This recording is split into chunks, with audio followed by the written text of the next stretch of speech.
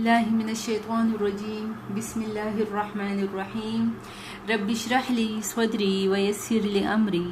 واحلل عقدة من لساني يفقه قولي. خاص بمونږ سورہ بقرہ آیت 120 نوالا 121 پورې بوایو ان شاء الله الرحمن.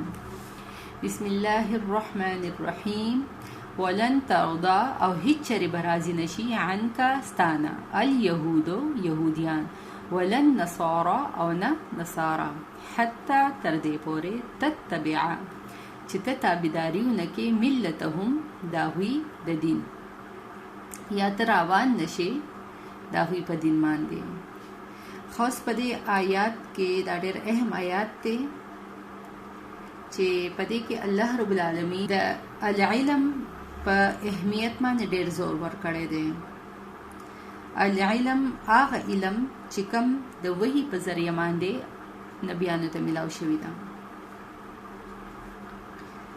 شوی دی هغه علم. ها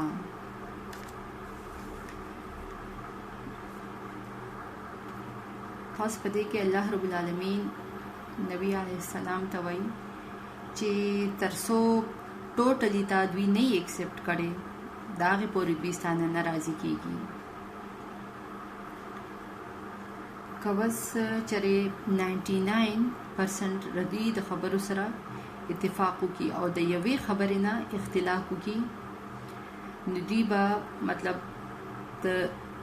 زیرو سره به تاسو منټیپلای کړي او مخکې به راشي که نه دوی دومره په حد کې تلي په دې خپل کفر په دې نفرت په دغه کې دوی دونه مخکې تلي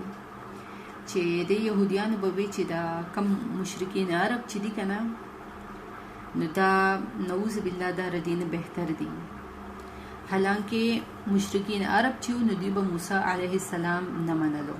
بت پرست وهوی. یو داسې قوم یهودیان که نه چې هغوی خپل ځان ته لکه ووایي چې مونږ د نبیانو په دغه باندې یو که نه د هغوی په لاره باندې یو او په یو خدای باندې بلیف ساتي او د هغوی د یو امت په باره کې لکه داسې ورډز یوز کول که نه نو دا د څه اظهار کول دي؟ دا د بغض او کینه د دوی په زړونو کې چې د مسلمانانو دپاره کم بغض دی. نو الله رب العالمین د مسلمانانو په وایي چې کله مسلمانانو په دماغو کې چېرته داسې وسوسې چې کیدای شي موږ داسې ښه اخلاق وکړو یا د محبت رویه دې سره اختیار کړو او ردی په ذریعه باندې د دوی دا کم غلط رویې چې دي کیدای شي دا چینج شي. نو الله رب العالمین وایي د قیامت پورې هرگز ردی نه دا توقع مه ساتئ. قیامت پورې به دوی هغې پورې به نه خوشحالیږي، هغه پورې به نه راضي کېږي ستاسو نه تر څو چې ردوی دین کې پوره پوره داخل شوي نه. نن سبا ګوره زمونږ مسلمانانو کې هم دومره فرقې جوړې شوي دي چې هغوی لکه یو فرقه لګي بلې پسې خبرې کوي که نه چې رده دا طریقه نه ده ټیک، زمونږ طریقه ټیک ده. بل وایي چې مطلب مونږ ټیک یو که نه داسې یو بل دغه ته غلط وایي او توبه استغفار لکه دې پورې وایي چې دوی صحیح په دین باندې نه دي که نه او ځین پکې شته هم داسې. نو هغوی هم وایي چې لکه تر څو زمونږ فرقې ته نه یې راوړېدلي نو تاسو صحیح مسلمانان نه یې. دا بس ده چې د قرآن پاک آیات چې دي دا جنرال دي که نه د قیامت پورې د هرې فرقې دپاره هرې فرقې دپاره مطلب دغه طریقې دي چې څونه هم فرقې راځي د قیامت پورې د هر کس دپاره د قرآن آیات دي. بس په دې باندې زموږ اټیچیوډ څه پکار دی؟ د قیامت پورې د هرې فرقې دپاره مطلب هرې فرقې دپاره د قرآن آیات دي. بس په دې باندې زموږ اټیچیوډ څه پکار دی؟ د قیامت پورې د هرې فرقې دپاره مطلب مونږ څنګه لکه خپل اټیټیوډ څه وساتو. الله رب العالمین فرمایي چې ردوی مطلب د راضي کولو کوشش نور مه کوئ، بلکې څه کوئ؟ قل وایا ای پیغمبره ان الهدى بشک هدایت چې دی الله د الله هو الهدى هم دغه هدایت دی. مطلب صحیح هدایت اصل دا هدایت دی چې الله رب العالمین په خپل چاله هدایت ورکړي.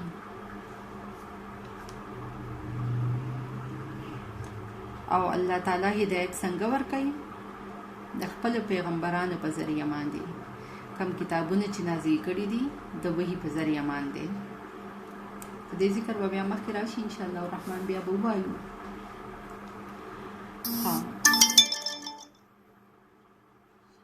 ولئن اتبعت او کچره تا پیروي وکړله، ولئن اتبعت او کچره تا پیروي وکړله اهواءهم د خواهشات ردوی بعد پس الذي د هغه نه جاءک چې راشي تاته من العلم د علمنا مالک نشته دی ستا دپاره من الله د طرفه د الله من ولین څوک دوست ولا نصیر او نه څوک مددگار. بس الله رب العالمین محمد صلی الله علیه و آله وسلم ته فرمایي کچره مطلب د یهودیانو او د نصارا د خواهشاتو مطلب چې ردی د خواهشاتو پیروي وکړي پس د هغې نه چې تا ته العلم راغلی نو ډیفینټ علم د قرآن په شکل کې د هدایت په شکل کې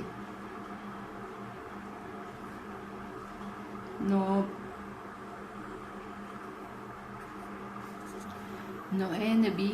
د الله په مقابله کې به نه ستا څوک دوستی او نه به د څوک مددګاري او نه به څوک ستا شاته یا نه مدد کولو والا هیڅوک به نه. الله رب العالمین ورته وایي که نه که چېرې تا د قرآن نه روګرداني وکړله او یهود او نصاره د خوشحالولو د کوشش وکړو پروفیټ ته دا وایي که نه اصل کې دا مونږ ته اوروي مونږ ته دا اوروي او که چېرې مونږ داسې کار وکړو نو سوچ وکړئ چې څنګه به څه حالي.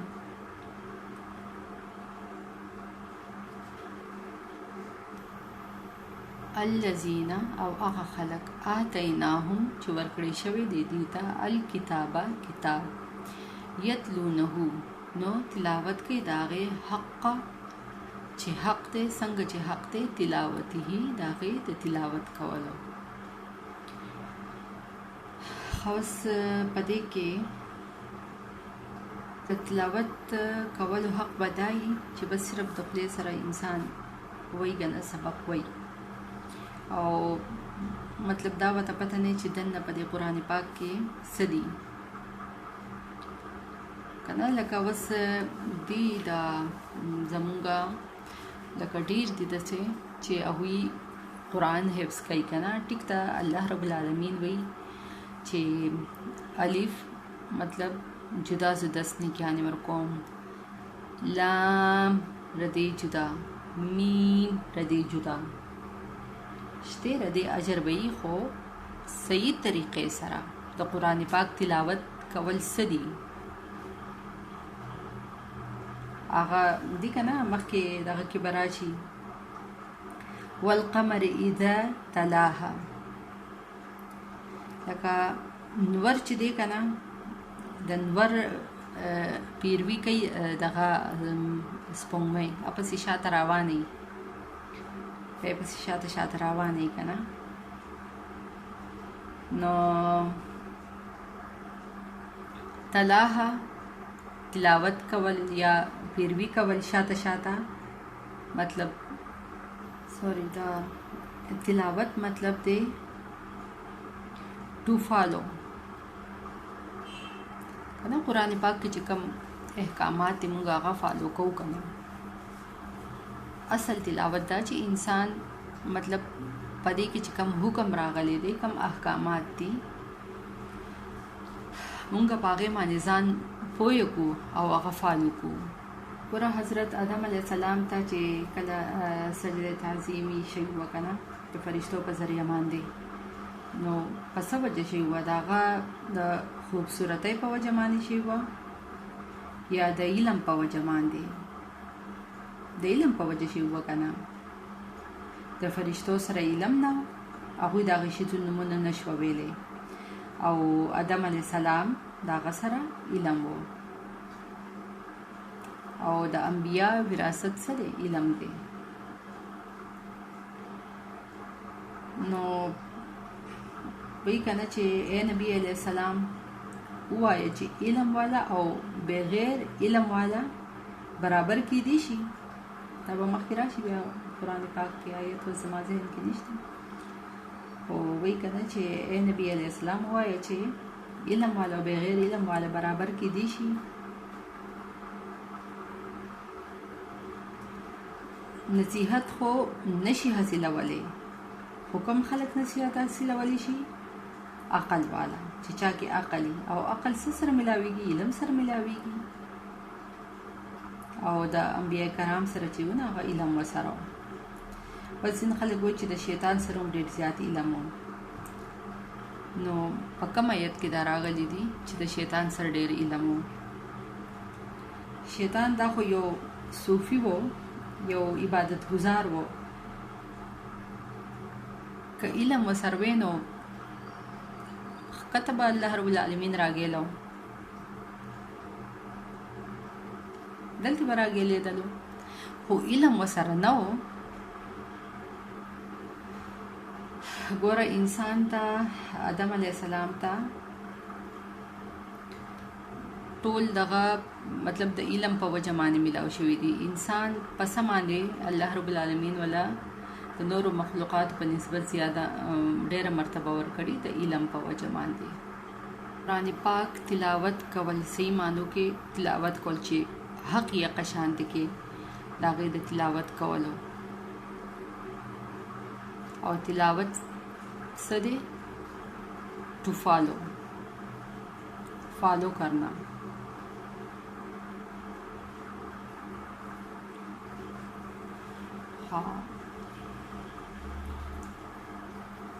اوس ګوره حافظ قرآن دی کنه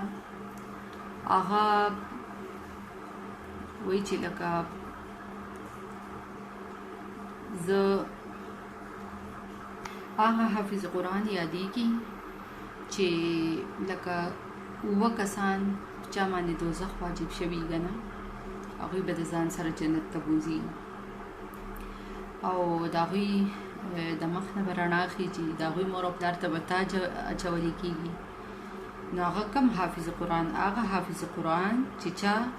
د قرآن حلال ته حلال وي او حرام ته حرام وي او ځینې حافظ قرآن خدای چې هغوی ته پوره زندگی و دا پته نه چې په قرآن پاک کې دننه څه دي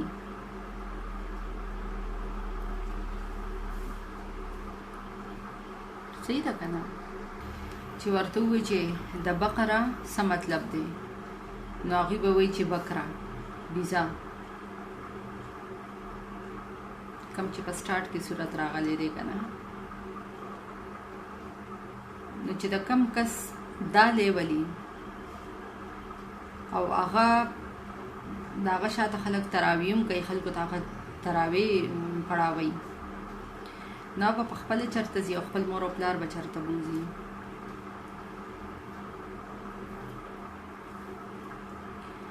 نو بس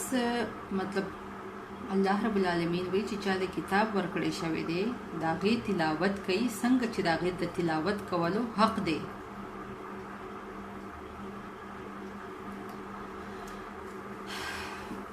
دا نه دا لکه چې ثواب نشته، ثواب ولې نشته؟ انشاءالله یې به اجر به میلاویږي، خو چې کم حافظ قرآن یادېږي که نه چې ځان سره به 7 کسان جنت ته بوځي او د مور او پلار په سر باندې به تاجي، د مخ نه به یې رڼا خیږي، نو هغه دا چې د قرآن حلال ته حلال ووایي او حرام ته حرام ووایي. نو چې د هغه سره علم په قرآن باندې پوهېږي چې دننه دې کې څه دي، ټیک ته، نو هله به هغوی حلال ته حلال او حرام ته به حرام وایي که نه. اولئک دغه خلک، هغه خلک یؤمنون چې ایمان یې راوړی دی به دې سره، ومن یکفر او هغه خلک چا چې کفر کړی یا انکار کړی دی به د دې نه، فاولئک نو پس دغه خلک هم الخاسرون نقصان اوچتولو واله دي. نو شکر الله رب العالمین فرمایي چې لکه کتاب الله پیروي چې چا وکړله هم دغه کس اصل کې صحیح مطلب په کتاب الله باندې ایمان راوړی دی. ومن یکفر او چا چې کفر وکړو یا انکار وکړو ردی نه، مطلب ردی انکار او کفر وکړو، نو داسې خلک چې دي نو هغه نقصان اوچتولو واله دي، په خساره کې دي. او دا الکتاب نه مراد ده چې یهود او نصارا ته چې کم کتابونه ورکړي شوي وو که نه، د هغوی په وخت کې د هغوی پیغمبرانو په ذریعه باندې چې لکه هغوی ته کم کتابونه میلاو شوي وو، څنګه چې موږ ته لکه زموږ د نبي علیه السلام که نه زموږ امت ته میلاو شوی ده، نبي علیه السلام امت ته میلاو شوی دی. دستونه پوره ده. صدق الله العظیم. فی امان الله.